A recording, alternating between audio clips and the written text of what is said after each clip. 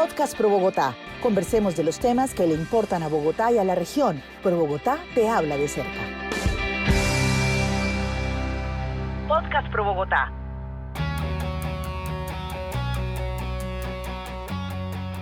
Un gusto saludarla a todas las personas que siempre nos acompañan en estos espacios de Pro Bogotá, que hoy no solamente es un podcast, sino que además es un video, porque estamos a través del canal de YouTube de Pro Bogotá, hablando de un tema que nos interesa a todos y que nos preocupa, y es la inseguridad en la capital de la República. A pesar de que el distrito presenta cifras que muestran una reducción en los delitos, pues se presentan asesinatos, crímenes, robos, que producen una sensación de inseguridad en toda la ciudadanía, pero además como una sensación de desprotección. Para hablar sobre estos temas nos acompaña César Restrepo. César es el director de Seguridad Urbana de Pro Bogotá, quien ha hecho un análisis muy juicioso de qué es lo que está pasando en Bogotá. César, gracias por estar con nosotros en este espacio. Hola Adriana, gracias por abrir esta conversación y un saludo a todas las personas que nos escuchan y nos ven a través de los medios de Pro Bogotá. César, ¿realmente hoy estamos peor que antes en los temas de seguridad aquí en Bogotá? Analizar la condición de seguridad de la ciudad requiere como tres miradas diferentes. La primera, de la que tiene que ver con los indicadores de seguridad, nos diría que estamos mejorando. Durante el periodo comprendido entre enero del 2021 y agosto del 2022, lo que encontramos es que tan solo uno de los delitos ha aumentado, que es el delito de hurto a personas. El resto de los indicadores está mejorando. De hecho, la alcaldía hizo un balance de semestre en el cual anunciaba con entusiasmo que las condiciones de seguridad de la ciudad habían mejorado y las cifras respaldan ese análisis. El problema del hurto a personas sigue sin controlarse y en eso tienen que ver mucho condiciones que incluso superan la capacidad de actuación del distrito y de la policía metropolitana en términos de aplicación de la ley. Un asunto que en términos de las pequeñas causas y de lo que significa el hurto a personas sigue siendo un desafío para nuestra sociedad. Entonces, si lo miramos desde el punto de vista de los indicadores de seguridad, la ciudad está mejorando. Sin embargo, hay dos elementos adicionales que significan miradas alternativas al tema de la seguridad. La primera es el comportamiento del crimen. Las personas que nos están escuchando y que nos están viendo, a este momento pueden estar diciendo: este es César Restrepo, director de Seguridad Urbana de Pro Bogotá, no sabe dónde está parado porque yo siento una gran inseguridad y recibo noticias todos los días de costales con cadáveres, enfrentamientos entre organizaciones criminales, actos de sicariato y pues hurtos y otros delitos. Y pues tendría que decir que no necesariamente estoy equivocado al proponer la segunda alternativa, y es que tiene que ver con la organización del crimen en la ciudad. Esto es algo supremamente complejo de desarrollar, entre otras porque para todos nosotros los ciudadanos, delito y crimen viene siendo la misma cosa. Sin embargo, la aproximación que hacemos en Pro Bogotá del crimen es cómo se organizan y se estructuran organizaciones cuyo negocio y único fin es desarrollar líneas criminales para tres cosas: controlar territorios, controlar comunidades y controlar economías locales. Y ahí Bogotá está sufriendo un proceso de deterioro constante desde hace más o menos 4 años. ¿Qué significa esto? Significa que en Bogotá hoy en día el crimen, que antes desde la delincuencia tenía unas expresiones determinadas por un área geográfica o por un tipo de delito, se está ordenando y está generando una dinámica de estructuración de grupos de poder. Eso quiere decir, el crimen está mejor organizado, pero además hay más recursos del crimen, se está produciendo más recursos que ayudan a que ese crimen esté mejor organizado y quiera inclusive dominar o tener control territorial aquí mismo en Bogotá. En el análisis de ese tema hay unas palabras que son muy complicadas de decir, sobre todo para nuestros interlocutores. Como mejor, estos adjetivos en positivo terminan siendo supremamente peligrosos. Yo no sé si es mejor o peor, pero se está ordenando. Es decir, están generándose líneas de control de otras organizaciones criminales. Voy a poner un ejemplo de cómo funciona esto. Según el director de Fiscalías de Bogotá, en Bogotá hoy en día existen más de 300 bandas delincuenciales y criminales. Hace tan solo un año, la Policía Metropolitana anunciaba que había más de 150. ¿Qué estamos entonces observando? Que hay una proliferación de organizaciones de delito y que en esa proliferación de organizaciones de delito están estructurándose unas organizaciones criminales, como si dijéramos unas grandes líderes de crimen que ordenan a esas organizaciones de delito y que cuando señalamos ordenar organizaciones de delito, lo que estamos indicando es que hay un riesgo desbordado de que eso signifique que controlen territorios urbanos, que controlen economías lícitas e ilícitas y que por la vía del territorio y de las economías lícitas e ilícitas pase el control de la comunidad. Sí, siempre que se ha hablado de control territorial y hablemos en el ámbito nacional, se dice, evidentemente, hay organizaciones interesadas en tener control territorial en aquellos sitios donde no hay presencia del Estado, que quieren llegar a reemplazar el Estado. Esto quiere decir entonces que en Bogotá hay lugares donde definitivamente no está actuando la policía, la fuerza pública. ¿Cómo pueden pretender tener un control territorial en una ciudad en la que se dice hay presencia de la policía en todas partes? En esa es una aproximación que nosotros también hemos venido explorando desde hace ya un par de años, y es cuando la ciudadanía plantea la policía no actúa o no hay presencia de la policía, nos quedamos un poco corto en la observación porque lo que realmente pasa en Bogotá es que hay un déficit de más o menos 10.000 policías. Es decir, la policía que hay disponible es una policía que no puede cubrir todas las necesidades de seguridad de la ciudad. Y cuando señalamos que no puede cubrir todas las necesidades de seguridad de la ciudad, a lo que nos estamos refiriendo es a que parte de la vigencia del imperio de la ley está asociada a la ocupación del territorio. Entonces, la ciudad enfrenta sin duda alguna una debilidad en las capacidades disponibles para prestar servicios de seguridad y para proteger a los ciudadanos. De hecho, la alcaldesa López, durante su mandato, ha sido insistente en pedirle al gobierno nacional una asignación mayor de fuerza policial que le permita suplir esas debilidades en el territorio. Luego, la policía sí está prestando su servicio, pero no tiene las capacidades para cubrirlo todo. Y los delincuentes están permanentemente buscando cuáles espacios quedan libres. Hay un asunto adicional, Adriana, y es que muy rápidamente se nos olvidó una cosa absolutamente disruptiva que enfrentamos como sociedad en Bogotá, en Colombia y en el mundo: el COVID, la pandemia, el encierro. Ese periodo también significó un periodo en el cual la fuerza policial tuvo que dedicarse a atender asuntos que normalmente no atendía. Y entonces su esfuerzo terminó dirigiéndose a el desarrollo de actividades que en apoyo a la pandemia significaron la liberación de territorios. Pero el crimen, que nunca funciona bajo la lógica de la ley, ni del cumplimiento de las normas, ni de las restricciones, pues retomó los espacios. El mejor ejemplo para explicar esto es el entorno de Kennedy alrededor del Portal de las Américas. Durante la administración Peñalosa se había logrado recuperar el área perimetral de Corabastos, un área que el crimen había logrado fortalecer como un centro de operaciones. En esa área, cuando empieza el gobierno de la alcaldesa López, pues muy más rápidamente llega la pandemia, se redistribuyen las capacidades para atender las necesidades de la pandemia y lo que termina quedando es un espacio donde estas organizaciones volvieron a tomar posición. Ya en la época de los paros aprovecharon el momento de tensión social para desarrollar una avanzada y por lo tanto recuperar y ampliar su espacio de incidencia y control sobre ese territorio. Hablemos un poquito de lo que se podría decir organizaciones criminales mejor organizadas, pero lo único que sube es el robo, hablando de indicadores de delitos. Esas organizaciones están más centradas en tema además de microtráfico. ¿Por qué? ¿Cómo se explica que haya como esa contradicción entre el poder que están teniendo, el poder mayor que estarían teniendo estas organizaciones criminales y la reducción de delitos y que solo aumenta el robo? No, en últimas, las organizaciones criminales lo que hacen es integrar líneas de negocio criminal. Entonces, cuando estábamos en la pandemia, desde ProBogotá lanzamos la alerta sobre los gota a gota. Los gota a gota son prestamistas ilegales que a través de ese préstamo someten comunidades. ¿Con qué recursos se alimentan los gota a gota? Con los recursos que produce la venta de narcóticos, el microtráfico.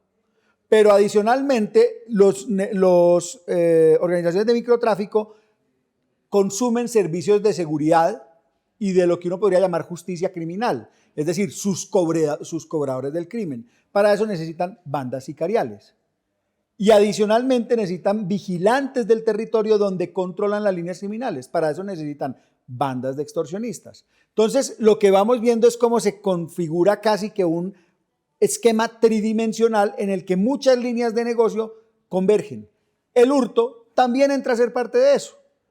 ¿Cuál es una dinámica que observamos, no en Bogotá, en una observación que hicimos en ciudades con 3 diferentes categorías, ciudades grandes, capitales, ciudades intermedias y ciudades pequeñas en Colombia?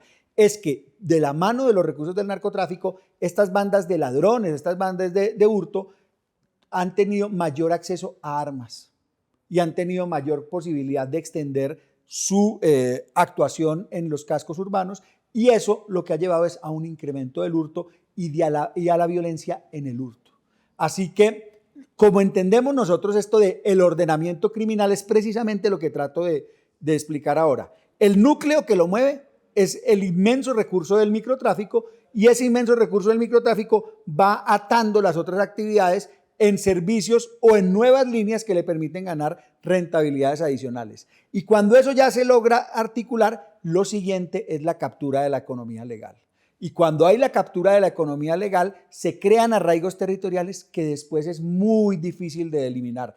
En Medellín, esa ya es una historia que fue desarrollada. ¿Cómo es esa captura de esa economía legal? Porque precisamente siempre hemos hablado que esas bandas criminales, los criminales, pues se adueñan de lo ilegal, de lo que pasa en las comunidades, en las localidades, pero esa captura de lo legal es, por ejemplo, que se adueñan de las tiendas, de los negocios. ¿Cómo se mueve eso? Pues la extorsión es un camino para ese adueñamiento, pero adicionalmente el desplazamiento urbano.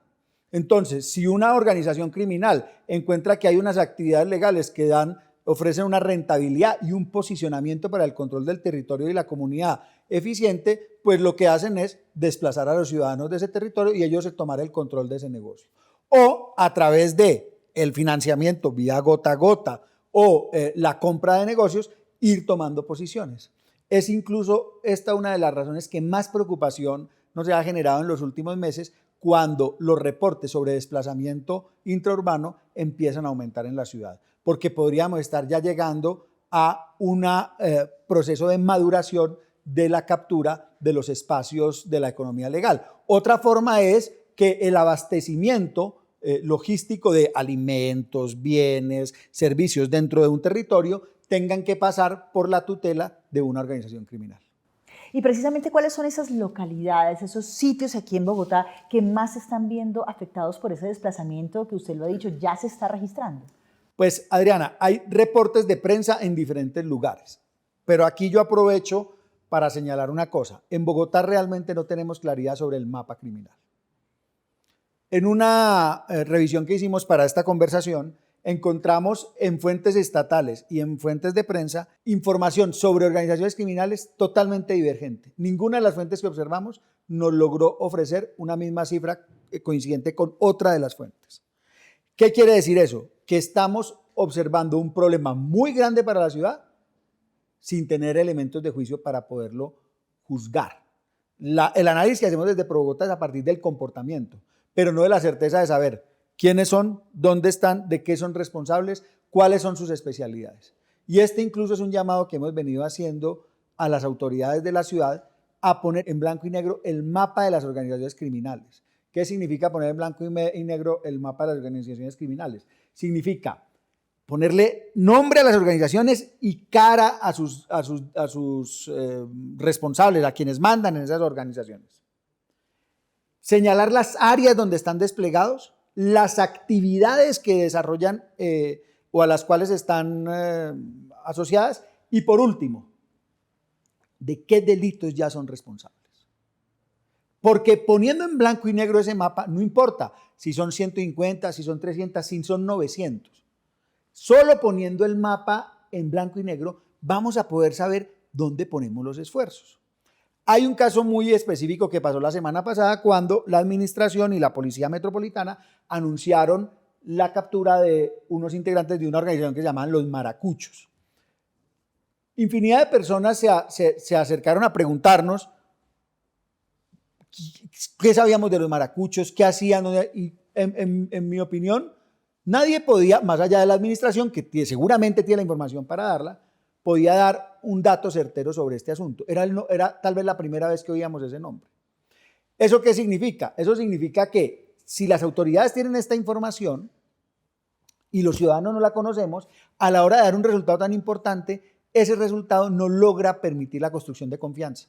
Claro, porque no se sabe cuál es el impacto real que se está logrando. De hecho, César, sí hemos visto en algunas ocasiones cuando el distrito hace consejos de seguridad, anuncia nuevas estrategias de seguridad, salen con unos mapas en donde supuestamente actúan algunos grupos criminales, pero un día salen con una y al otro día salen con otras y al final no hay esa certeza.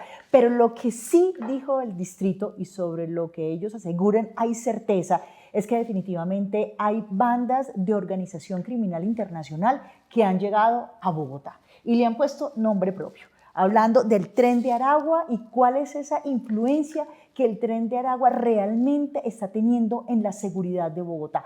Usted con el análisis, con ese, digamos, estudiar lo que está pasando en Bogotá, ¿realmente sí es así? ¿Hay tanto poder o realmente también son bandas organizadas, nacionales y de todo tipo? Este tema de las bandas transnacionales es supremamente complejo. Vuelvo a señalar. Aquí los únicos que tienen la información completa son las autoridades policiales y las autoridades responsables de la seguridad en la ciudad. Nadie más. Todos los que estamos por fuera especulamos y lo que hacemos es unir elementos. Sin embargo, permítanme hacer esta reflexión sobre lo que significan las bandas transnacionales en Colombia. En Colombia se ha producido un proceso continuo desde hace más o menos 30 años de debilitamiento del crimen.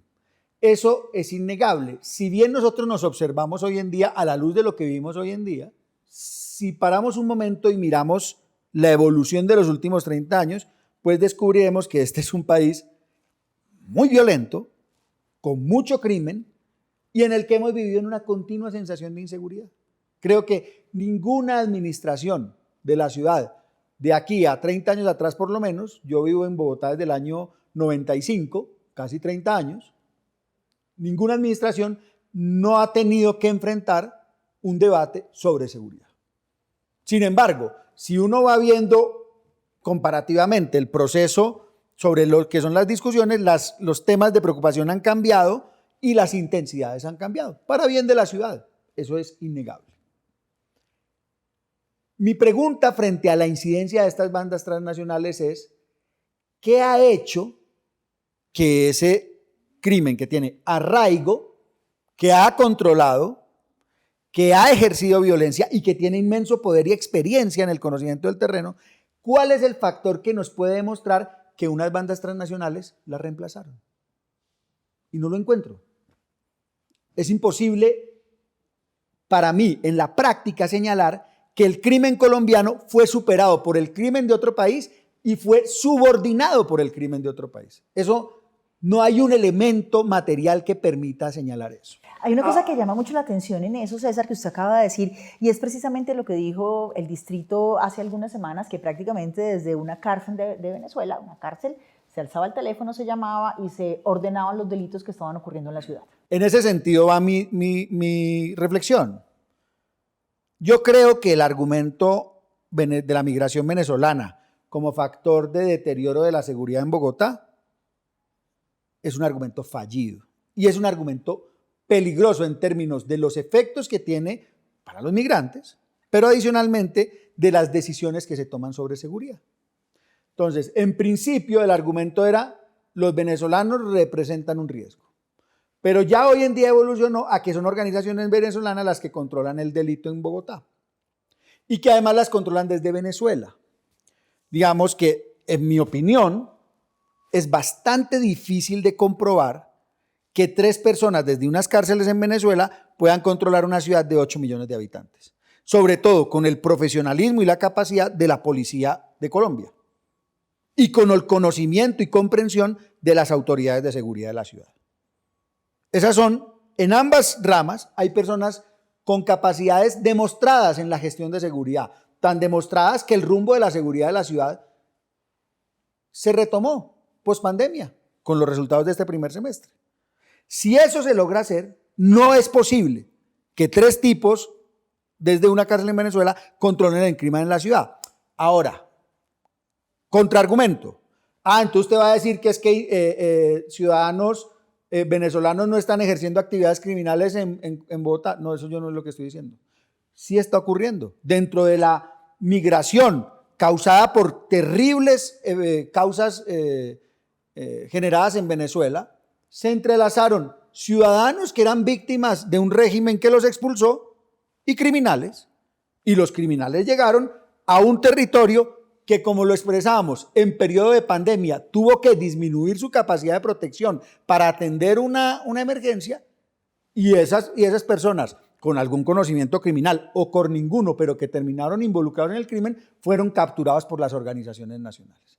Es más, es tan riesgoso este argumento de que desde afuera se controla el crimen en Bogotá, que si yo fuera un criminal nacional estaría feliz, porque nadie me estaría buscando a mí.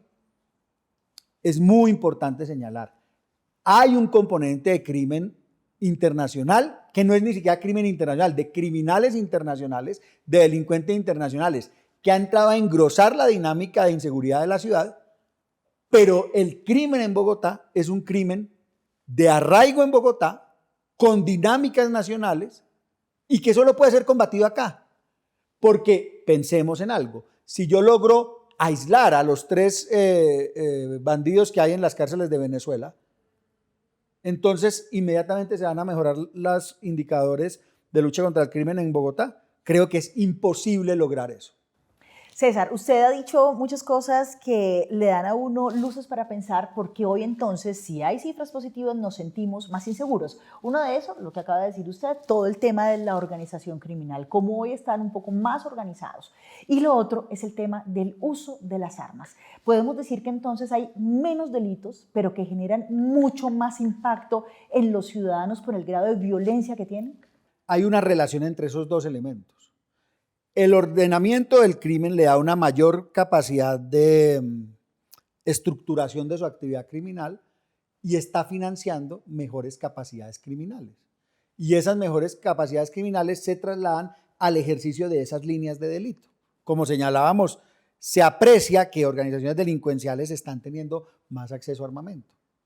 Si a eso le sumamos que hay un componente de delincuentes de nacionalidad extranjera, que no tienen identidad en Colombia, y al no tener identidad en Colombia tienen cierta libertad para ejercer crimen, y además ejercer crimen violento, porque es muy difícil identificarlos y como se dice, individualizarlos, pues entonces las probabilidades de aumento de violencia son muy grandes.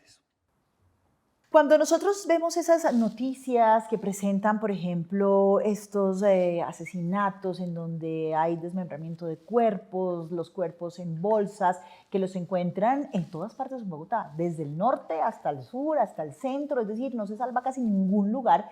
Y por supuesto los argumentos de las autoridades es que esto es producto de vendetas, como si con eso uno se pudiera sentir más tranquilo, porque bueno, yo no estoy en negocios del narcotráfico, la gente puede decir yo estoy alejada de eso, así que conmigo no se van a meter, pero lo cierto es que no es así, porque hay también un robo que perjudica a la gente del común, pero además esto lo que muestra es una falta de control. Realmente hay una incapacidad para afrontar ese crimen que está más organizado y más armado. Voy a retomar cosas que dije anteriormente. Necesitamos un mapa criminal de la ciudad. Si no, es dar golpes de ciego. ¿Y por qué digo que necesitamos? Seguramente la administración ante esta solicitud que yo hago acá, diría, no, es que nosotros tenemos claro el mapa. No es suficiente que lo tenga claro la administración, porque si no, entonces los ciudadanos no entendemos contra quién estamos luchando como sociedad. Entonces, eso es muy importante. Adicionalmente, ¿por qué? Porque en este caso macabro de los cuerpos encontrados en bolsas a lo largo de la ciudad, es muy difícil que el lugar donde se encuentre sea donde ocurrió el delito. Entonces, si yo no le pongo a esto estructura al desafío criminal, lo que va terminando es pareciendo que toda la ciudad es un escenario en el que ocurre eso. Y hay que ser justos, eso no ocurre de esa manera. ¿Y cuáles son estas localidades entonces donde se ha concentrado estos delitos cuyos, digamos, resultados desafortunados de estos asesinatos pues también se evidencian en otros lugares? Ahí hay que ser muy cuidadosos. Yo voy a tomar una actitud, yo no voy a decir localidades, porque en últimas eso termina en estigmatizaciones. Más bien hablemos en el tercer factor que se quedó atrás pendiente de desarrollar, y es el de el contexto urbano, cómo se comporta. Exactamente, ya habíamos por allá también de esas causas que son externas a la seguridad como tal, pero que sí generan un contexto de inseguridad. Entonces veníamos, delincuencia.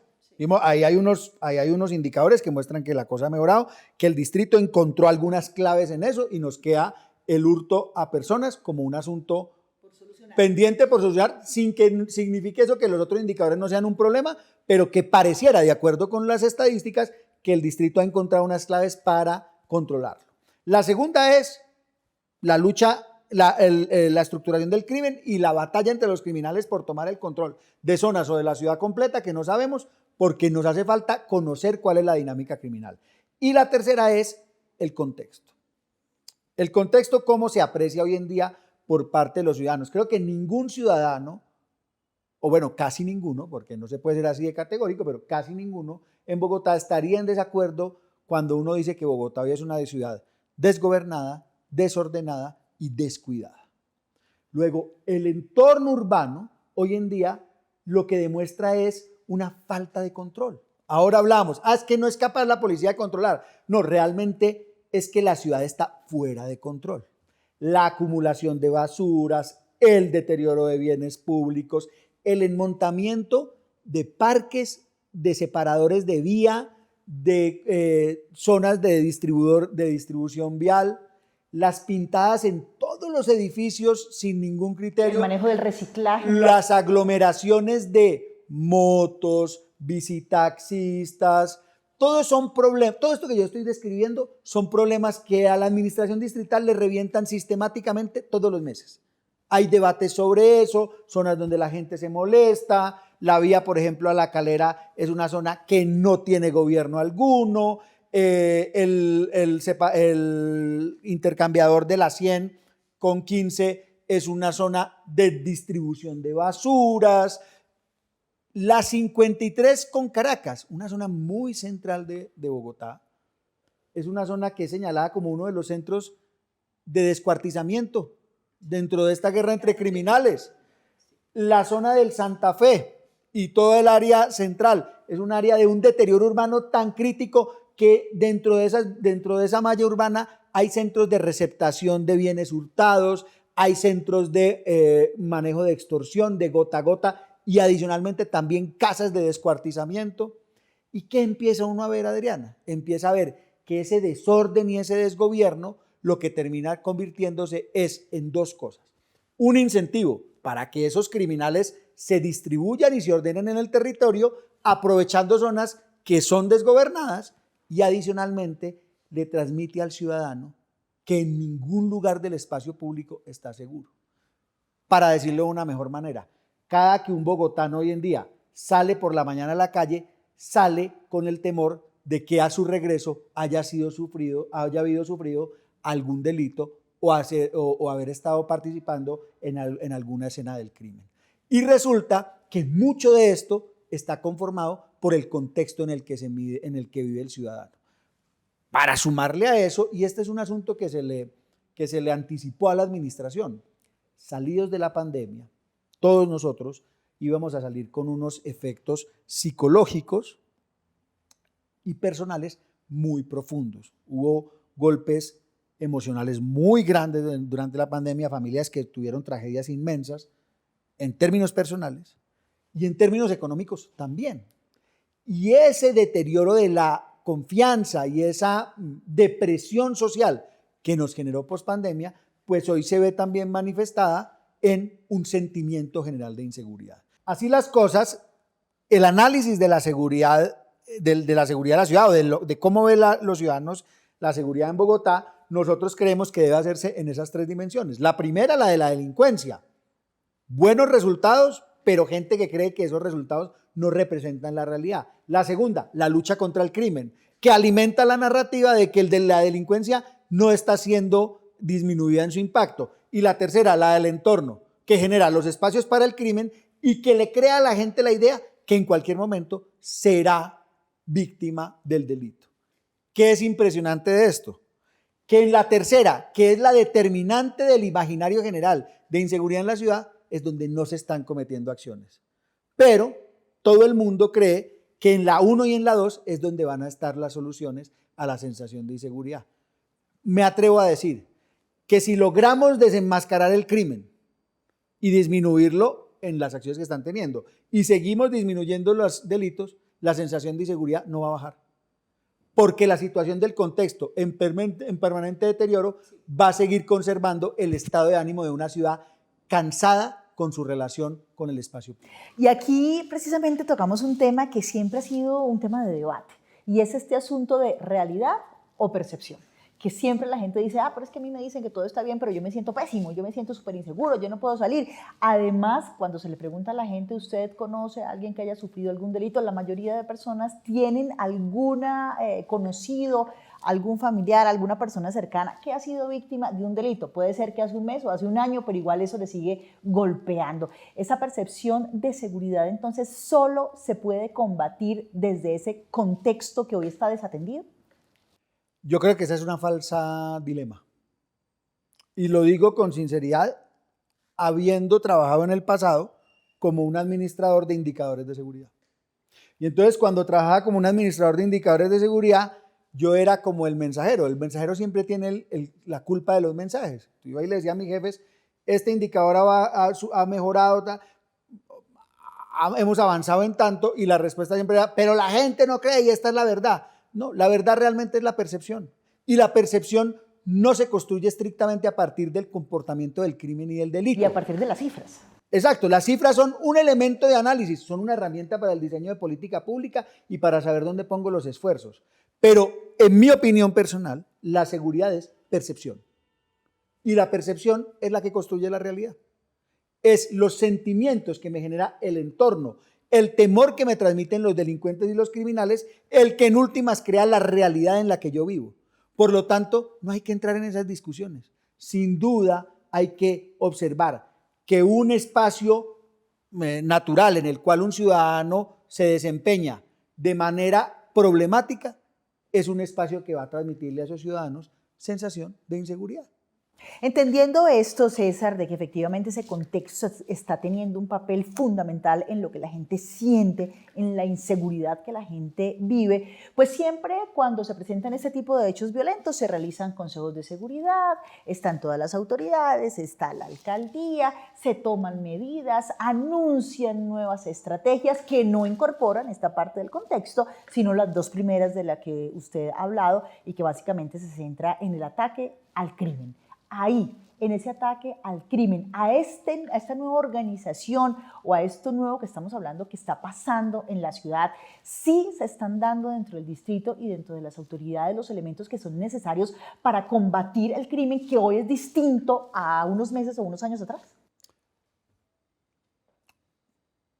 Esto es complejo de desarmarlo. Entonces, hablemos en principio de las instancias de discusión sobre la seguridad.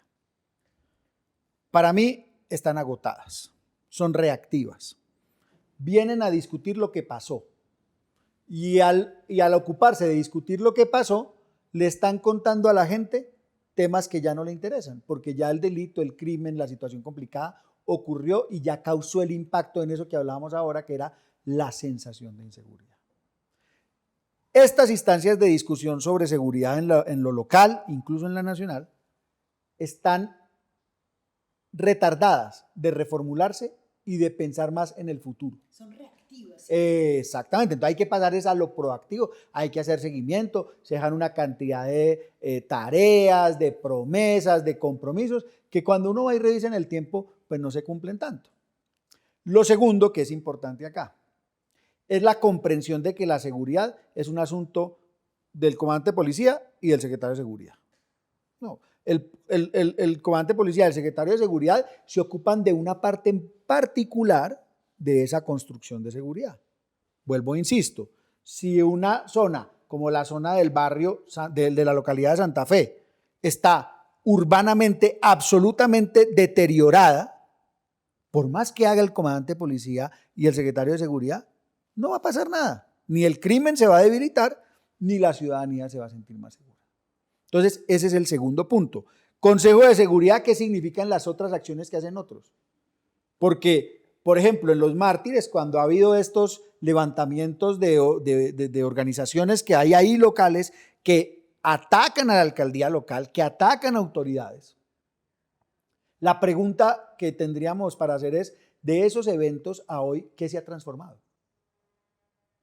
No en términos de seguridad, porque yo puedo capturar N veces gente, pero sí las condiciones del ámbito territorial favorecen el reordenamiento de esas organizaciones, pues realmente estoy en una bicicleta estática. Entonces ese es un segundo elemento muy importante. Y el tercero tiene que ver con comprender que todas esas instancias deben enfocarse es en asegurarse que los planes que han construido responden a ese contexto. Porque en últimas, cuando el mandatario sale a comunicarse con la ciudadanía, no hay una conexión con el ciudadano. Le está hablando de otras cosas. El ejemplo es este.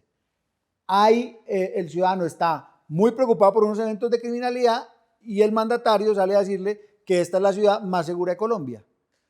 Claro, si yo hago un análisis de cifras, encuentro que Bogotá es la ciudad grande y la realmente más grande de Colombia, con menores indicadores de inseguridad en términos, por ejemplo, de homicidios respecto a las otras ciudades. Es que eso es innegable. Pero yo no le puedo decir a una ciudadanía que está preocupada por eso que es seguro, porque el mismo ciudadano se siente ofendido, siente que lo están burlando. Desconexión. De hecho, me pareció absolutamente valeroso del secretario de Seguridad Fernández hace 3 semanas o 2 semanas, que hizo un pronunciamiento. Mejorar en los indicadores de seguridad no es suficiente. Que un funcionario asuma esa responsabilidad de ponerle la cara a la ciudad en decir, tenemos buenos indicadores, pero eso no responde a sus preocupaciones. Esa es la vía correcta. Pero cada que un mandatario sale a decir a un ciudadano que está preocupado por la seguridad, que vive en una de las ciudades más seguras de Colombia y del mundo, pues lo que está es burlándose de él. Y no solo burlándose, aumentándole el sentimiento de inseguridad. En el ejercicio del gobierno, aceptar que el ciudadano no está recibiendo el servicio que se está prestando es el primer paso para corregir el rumbo. La negación lo que hace es profundizar los problemas. De hecho, poner en la cabeza del Tren de Aragua la situación de deterioro de la lucha contra el crimen, del crimen en Bogotá, es un acto de negación que nos lleva a un futuro donde habrá peor criminalidad. César, hace un momento en esta conversación usted decía que efectivamente puede ser que no haya control territorial en todos los lugares de Bogotá porque tenemos una gran deficiencia de pie de fuerza. Eso es claro, ha sido una discusión desde hace mucho tiempo. Siempre se habla de compromiso del gobierno nacional por aumentar el pie de fuerza. Y esto me lleva a preguntarle qué va a pasar con Bogotá o qué podría pasar con Bogotá después de este anuncio hecho por el ministro de Defensa en el cual pues, se va a recortar el presupuesto del Ministerio de Defensa. Este es un tema supremamente interesante y permíteme irme atrás en el tiempo.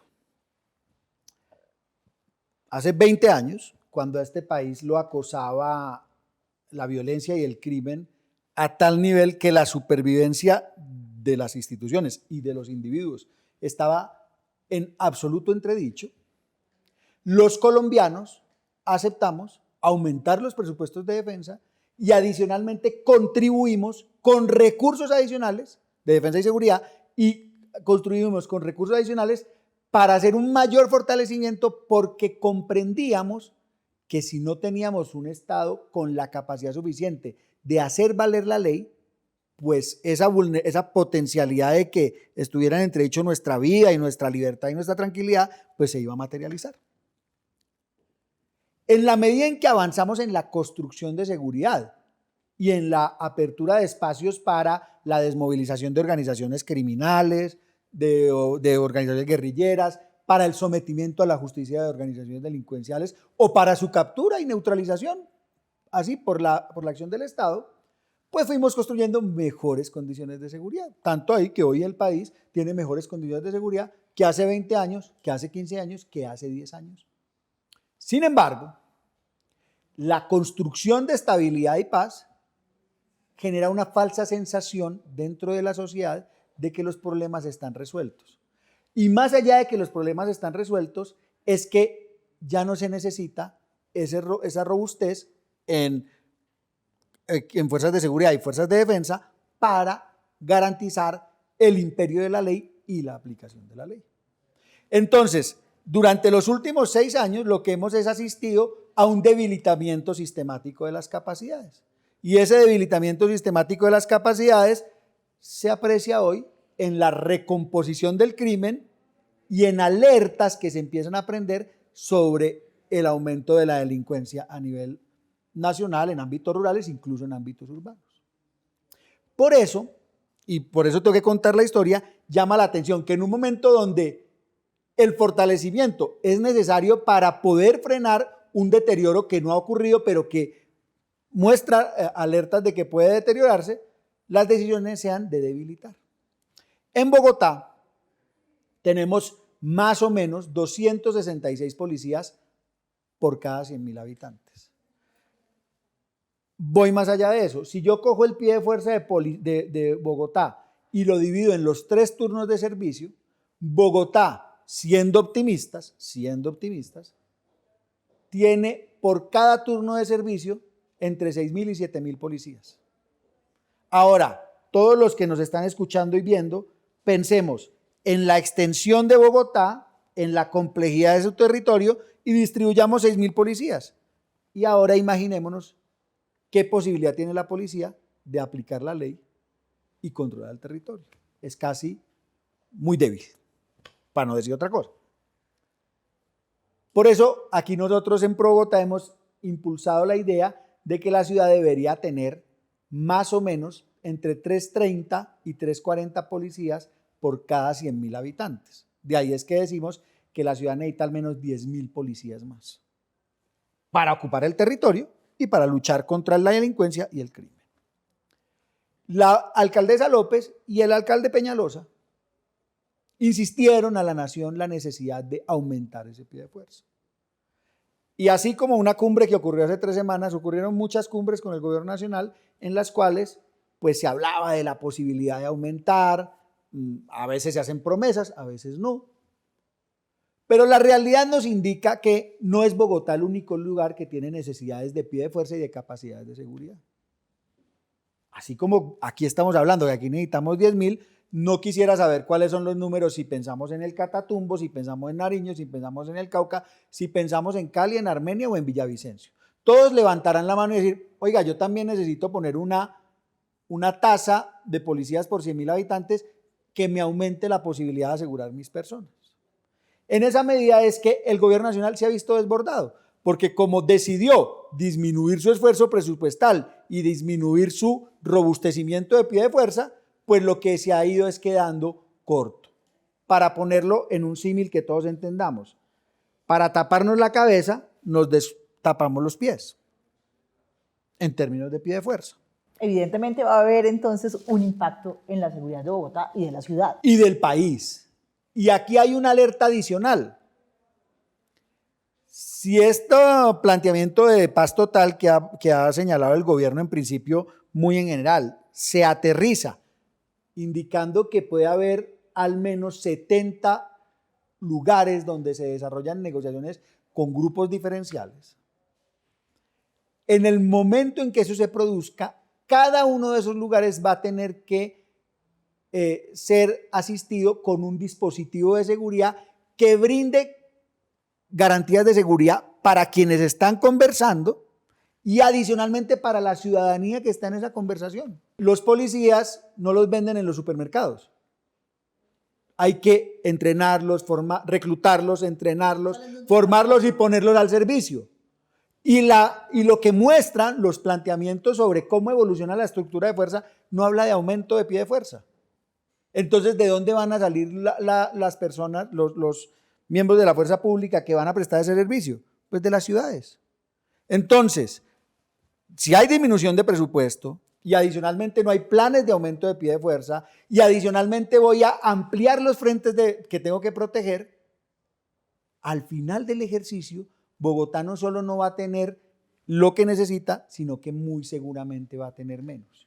Y si a eso le sumamos el desmonte del servicio militar obligatorio, que en el caso de Bogotá aporta, les voy a decir cuánto, al menos 1.200 auxiliares que no están luchando contra el crimen, que no persiguen ladrones, pero que prestan servicios como, por ejemplo, cuidar los puentes de Transmilenio.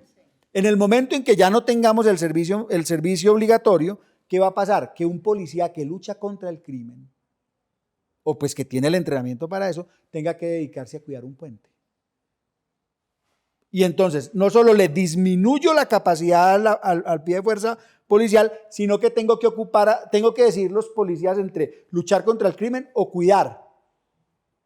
Y entonces vamos a tener un problema más complejo. Es por esa razón que en Pro Bogotá hemos insistido en que la alcaldesa López, con su liderazgo y con la llegada que tiene en el debate nacional, ponga en la agenda que la ciudad debería tener la posibilidad de financiar su propio pie de fuerza.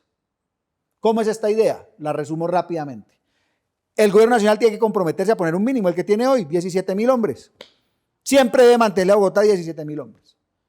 Y la alcaldía debería tener la posibilidad de invertir en pie de fuerza hasta 10.000, 12.000 hombres más con sus recursos en un programa en el cual financia a la Policía Nacional para que forme esos hombres adicionales, esos hombres y mujeres adicionales, los despliegue en la ciudad sin posibilidad de moverlos de la ciudad, que se vuelvan unos especialistas en la ciudad, sin que le disminuya los 17.000 que está obligada la nación a ponerle, y adicionalmente sin romper el mando. Es decir, no es para que la alcaldesa se vuelva una comandante operativa de policía, ni más faltaba. Eso sería aumentar los problemas, no por la figura de la alcaldesa en que cualquiera persona que esté ahí, sino porque rompería la unidad de mando y lo que nos generaría es una competencia de fuerzas de seguridad. Entonces, financia, le asegura el cupo adicional, no se lo pueden mover, y así la alcaldesa o quien sea el mandatario local hacia el futuro tiene la posibilidad de invertir en el mejoramiento de las condiciones de seguridad de la ciudad, de la estabilidad y en últimas de su competitividad. Y adicionalmente ganar confianza entre sus ciudadanos. Eso en Colombia hoy en día no se puede hacer. Pero ese es un debate. ¿Y por qué no se puede hacer? ¿Qué transformación habría que hacer para que eso se volviera una realidad? La cofinanciación de ese pie de fuerza, el sostenimiento en el tiempo de ese pie de fuerza, generar las normas y abrir el espacio y zanjar la preocupación de romper la línea de mando. Y tener el presupuesto disponible. Que una ciudad como Bogotá la tiene. Es más, aquí en Pro Bogotá nosotros no solo nos preocupamos por Bogotá, también por la región. Hay municipios en el norte de la Sabana, aquí en nuestra parte norte de la ciudad, con capacidad financiera para aumentar sus pies de fuerzas. Se lo han propuesto en nuestras entrevistas con los mandatarios locales, nos han dicho, hemos propuesto a la policía financiar un aumento del pie de fuerza, pero no existe el marco jurídico. Existe alguna desconfianza en la policía, claramente, por esto de que pueda romperse la línea de mando operacional y adicionalmente porque la policía haga el esfuerzo para el reclutamiento, los alcaldes paguen en su tiempo de gobierno, que es 4 años, y el próximo que llega dice ya no pago. El punto aquí es que todo eso se arregla con reglas del juego. Pero creo que hay que dar ese paso hacia adelante para aquellos municipios o ciudades que pueden invertir en seguridad. Hay siempre un argumento frente a esto. No, entonces solo se aseguran las ciudades grandes o los que tienen músculo económico y las que no quedan a la buena de Dios. Pues no, porque entonces al contribuir las ciudades y los municipios a reforzar su pie de fuerza, eso lo que le abre es espacio presupuestal para que los refuerzos que haga la nación puedan destinarse a zonas débiles. Esa discusión no se ha llevado a un momento consistente. El consejo de la ciudad, los señores concejales, la administración, están en el deber de impulsar y de abanderar ese tipo de discusión si queremos cambiar la dinámica. Si no, lo que nos muestra esto hacia el futuro es siempre la pelea porque nos aporten 10.000 policías que nunca van a llegar. Pues César, muchísimas gracias. Yo creo que ha sido una conversación que nos ha permitido hacer un diagnóstico de qué es lo que pasa, entender un poco este fenómeno de lo que estamos sintiendo los ciudadanos, de esa inseguridad que percibimos, cómo esto se contrapone a las cifras, pero también cómo se está moviendo el crimen en la ciudad. Y en esto, ¿qué papel juegan los ciudadanos para terminar? Pues es muy importante. La ciudad no está habitada por la policía y por los miembros de la administración, mucho menos los directos responsables, que es la Secretaría de Seguridad. Ellos son ciudadanos como somos Adriana y yo. Los ciudadanos necesitamos convencernos que todo lo que se mueva en el lado del crimen y la violación de la ley, en últimas, es la construcción de un momento en el cual potencialmente vamos a ser también las víctimas. ¿A qué me refiero con esto? La ciudad está plagada de mercados ilícitos. Celulares robados, autopartes robadas, alcohol adulterado, venta de narcóticos, trata de personas, gota a gota. Y somos los mismos ciudadanos los que consumimos de esos mercados, somos los que les damos vitalidad.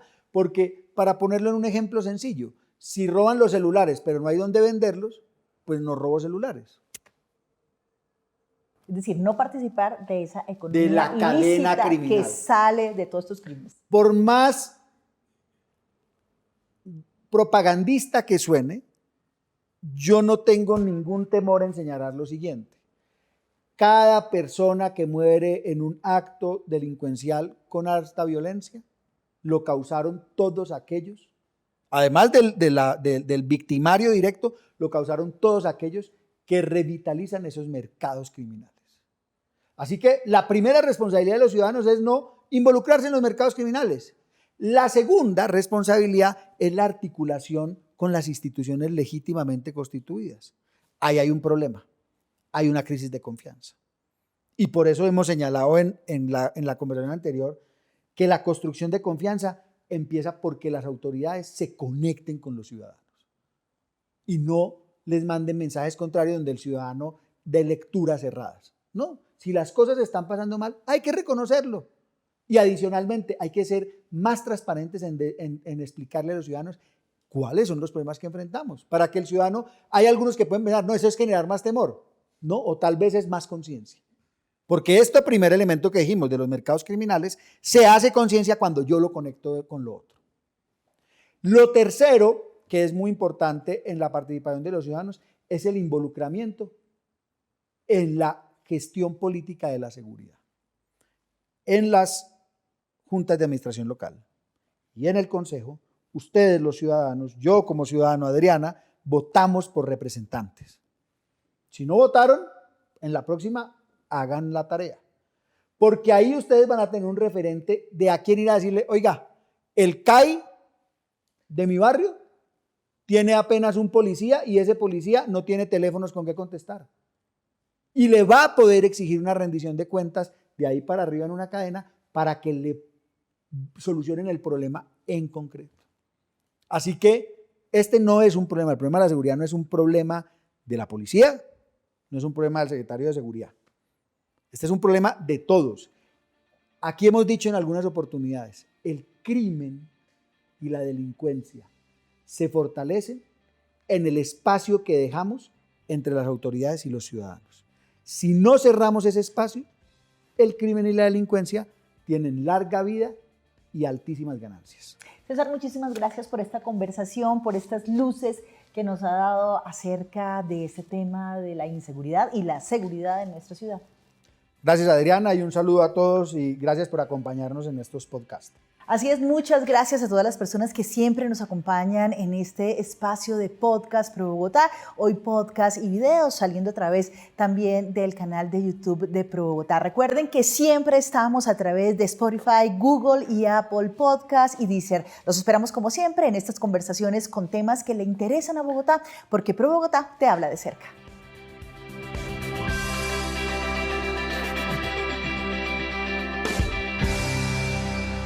Pro Bogotá te habla de cerca.